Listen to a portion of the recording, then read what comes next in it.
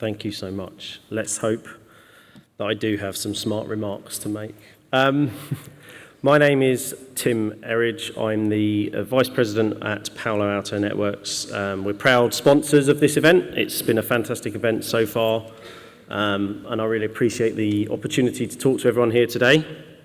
I will try and be as quick as possible. I understand that we're kind of, like you say, there's a lot to talk about today, and hopefully I'm going to give a bit of food for thought in some of my words. So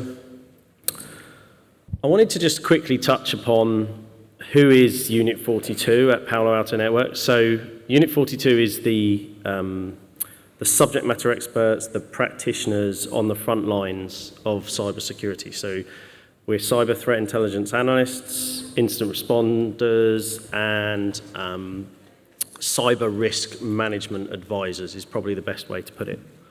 And we are in the privileged position of having access to an unparalleled telemetry set, so cyber security and resilience data that we collect and observe across our security platform, and that covers networks, clouds, endpoints, and with the advent of our incident response business, we actually then get to go in and do full-on investigations within some of the world's biggest organizations once they've actually suffered a cyber crisis or incident. So we can combine this data set with observations and insights from the front lines of some of the world's biggest cyber attacks.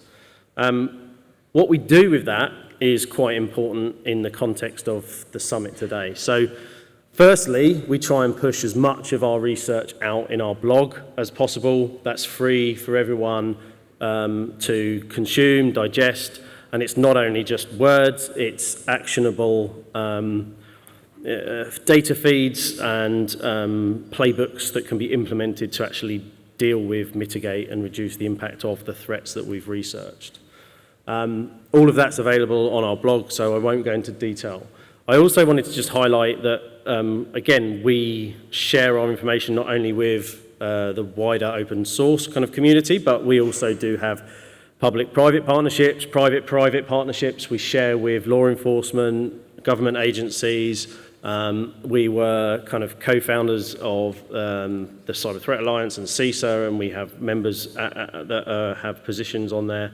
And again, we share our research, and we actually are quite proud of this being a component part of our mission and purpose, which is to actually go after the threat actors, to actually do something of significant note to try and take down adversaries and mitigate the impact of the significant incidents out there. But also, and the theme of my presentation is really about how to leverage threat intelligence to actually build sustainable cyber resilience. And we've talked a lot today about like the differences between tactical resilience, strategic resilience. We've talked a lot about, again, a spoiler on this slide, like the asymmetry of the threat. We've talked about how that existential problem in cybersecurity and resilience is how do you prove that you are resilient? How do you show that what could have happened had you have not invested in the controls that you have been a lot worse? And this, this picture paints 1,000 words. This is meant to represent that asymmetry, that mountain that we all face climbing as the good guys, the defenders. We have to be successful each and every time against all of the threat actors in all of the regions, across all of our attack surface, and continuously. And if we fail to do so, that's deemed as unsuccessful. And that's one of the inherent pessimistic natures of cybersecurity industry. But we pride ourselves on being optimistic, and that virtuous cycle feedback loop that you see of taking threat intelligence from observation and turning it into prevention, detection, and recovery capabilities within our platform is core at what we do. So one answer is when we're asked how do we overcome this asymmetry, one answer is, and it's becoming more and more frequent at the moment, is you could let the robots do it, right? And it's a bit of a silly slide, but one of our kind of frequent observations when we go in to do incident response in the front lines is that actually the conclusion of the investigation is all of the data that you needed was there. It is there and it is available. So it begs the question, why are we as organizations trying to defend ourselves from these attacks not able to get ahead of the threat, get access to that data and leverage it ahead of to prevent and minimize impact? And one of the big statements I'll make here is, and the reason why there's the two halves of this slide is, and we've heard a lot this morning, you can't implicitly trust AI and ML. We can't just throw that at this problem. It has to learn from somewhere. And so the philosophy that we are taking to market and we are working with our customers on is that intelligence has to fundamentally be the source of what to do, why to do it, and how to get ahead of the threat and the risk, mitigate the impact, and in some respects, maximize the return on investments that have already been made in security controls. There was a lot of talk this morning about what is the definition of resilience, and I was quite pleased that one of my preferred definitions was not raised this morning, and that's we talked about tactical resilience, and at some points that sounded like we were talking about the ability to withstand, and recover in the short term, so that kind of incident response or threat management or vulnerability management. But what I didn't hear was, how can you argue that resilience is about recovering back to the state that you were before? I think we heard the Oxford Dictionary definition of a resilience in a material is to rebound back to the state it was before. I've always argued that in cyber resilience, that's absolutely not what you want to do. You need to evolve. You need to recover to an evolved state, because if you return to the state you were in before, you're returning to a vulnerable state, and therefore you can be compromised again. And so this is the definition that I work with, which is the CREF, the Cyber Resilience Engineering Framework, and it's that ability to anticipate, withstand, recover, and adapt. And we didn't focus much this morning on adaptation. And I really like the words of Amanda from Microsoft when she was talking about how we need to be agile because the threat actor is agile. And this is one of the key things we need to do, is learn from what's gone wrong in an incident, not only to mitigate the potential impacts that you can see on the far right, but to inform your recovery and ask ourselves these critical after the fact questions, like how did this happen, how do we optimally recover? But to then take that learning and turn the threat into opportunity to prepare for the next one. And I talk in that you can see this shift left motion of, if you can avoid the crisis by managing the incidents, and if you can mitigate the threats, you can avoid the incidents in the first place. That all sounds like a perfected state, though. And some of our research here, I just wanted to talk about how it reflects how the threat actors evolve themselves, right? We saw the proliferation of ransomware over the last 5 years, let's say. And only a year ago, we were talking to all of our customers about the proliferation of quadruple extortion, the use of multiple techniques to try and ensure that the victim of the ransomware pays. Flips the narrative entirely this year, because you can see the huge rise on harassment and the huge rise on data theft. And this is reflected in the fact that maybe, as good guys, our mitigation strategy of backups, offline backups, immutable backups is working in the combat of encrypted data.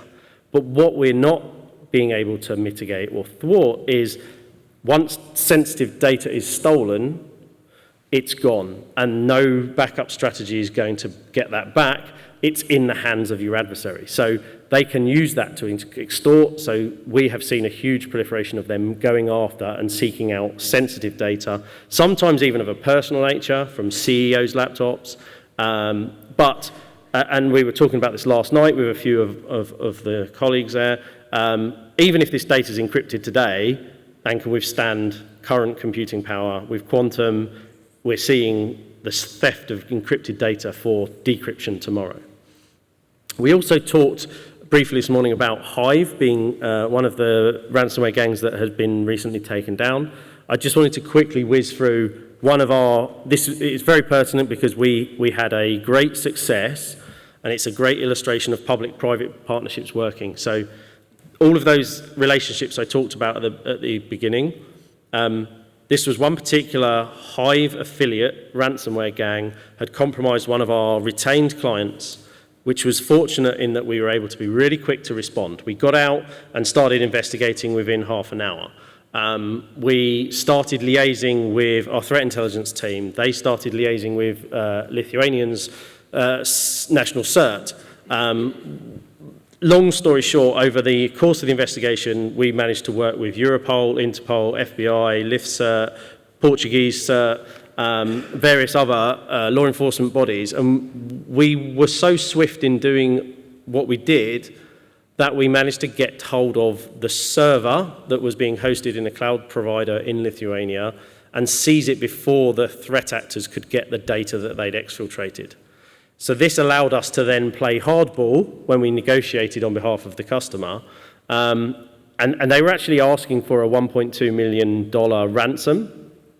Through 5 days of negotiation and the fact that the threat actor was unable to provide proof of life, we managed to negotiate that down to 100,000 euros for the decryptor.